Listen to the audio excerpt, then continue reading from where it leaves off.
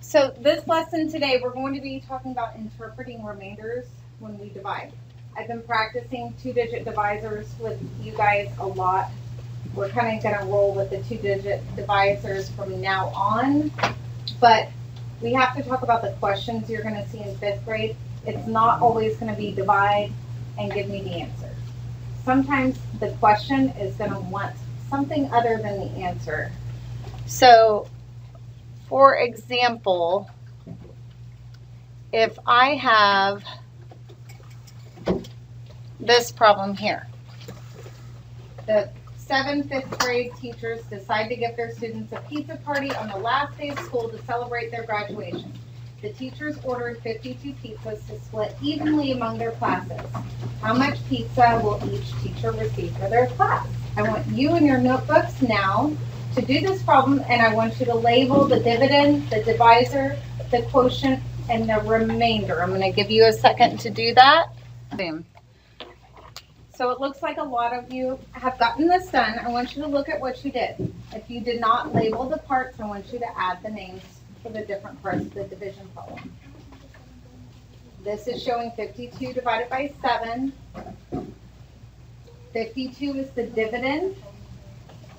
I always tell kids to think about it's what you're dividing. Okay, drop your G. You California kids, you're going to have to say it like you're from Texas. Maybe East Texas. So your dividend's always what you're dividing.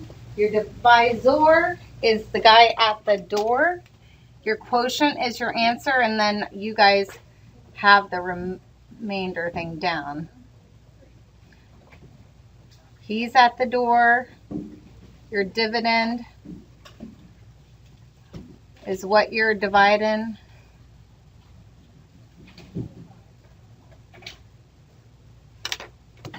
Everybody good on the names?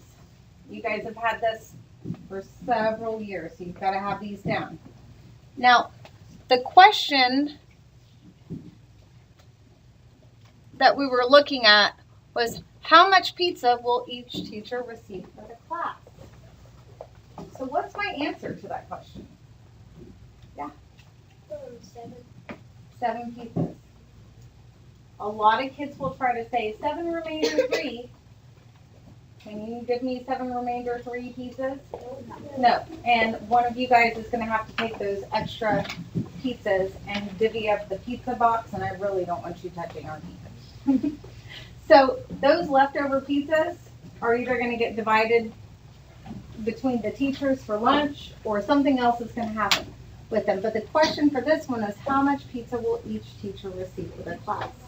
So on this one, do we need the remainder for our answer? No.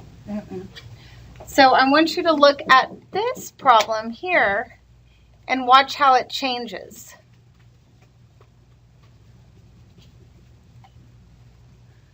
On this problem, Susan and Brianna baked 274 cupcakes. They brought the cupcakes to school for their friends in cupcake trays. If each tray holds 4 cupcakes, how many cupcake trays will they need to bring all the cupcakes to school? Work that out on your paper now. So 274 is my dividend. The divisor is 4. Your quotient is 68. Your remainder is 2. Does everybody have that labeled? Okay. So thinking back to that question that I just gave you about the cupcakes, how many cupcake trays will I need to bring to the school? 68. About 68. Hold on. I want to bring all the cupcakes. If I only have 68 trays, am I going to be missing some cupcakes? Yes. So, Hayden, I'm going to come back to you. So how many trays? 69. Sometimes the question's going to be 1, or I have to add 1 to the quotient. Do you see? The question is really important. On this one, I'm going to have to add 1 and make that 69 trays. But now I'm going to change it just a little bit. On this one here, Susan and Brianna baked 274 cupcakes, same number. They brought the cupcakes to school for their friends in cupcake trays. If each tray holds 4 cupcakes, how many cupcake trays will they need? That's what we just did. And Caden said 69. So let's change it. This is not working for me. For another example here,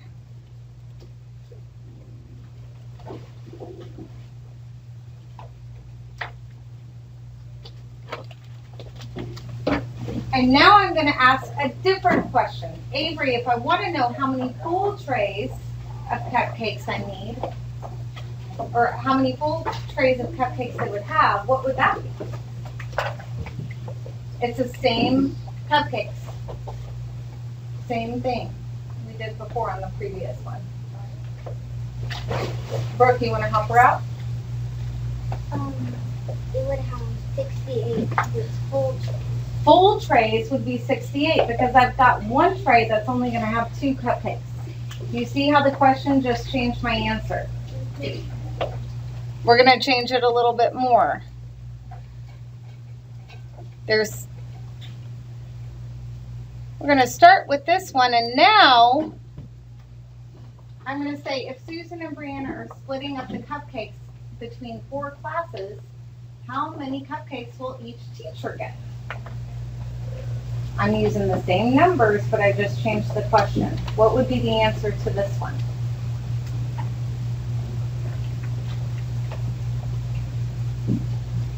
This tripped up the other class a little bit too. Think about it.